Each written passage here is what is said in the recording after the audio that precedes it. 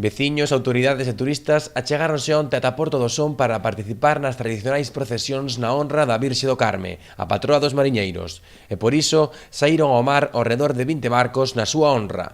É un día grande, un día do Carme, un día da nosa patrona, nada máis nós aquí en Porto do Son, xunto con Portosín, pois somos dous pobos moi vinculados ao mar, non? É a festa máis grande que temos aquí no pobo, e vivímola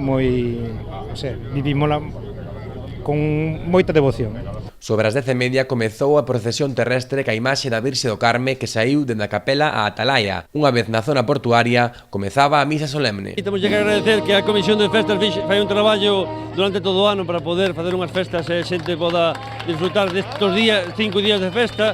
Hoxe é o Carmen, mañá temos o Loreto, despois a Caridad, San Roque, e, bueno, a verdade que pois, un agradecimiento á xente e tamén aos veciños de Porto do Son que gracias á súa colaboración pois, podemos facer estes días para que disfrutemos todos, non? Unha xornada na que veciños e tamén persoas vidas de outras comunidades desfrutaron das procesións á súa maneira.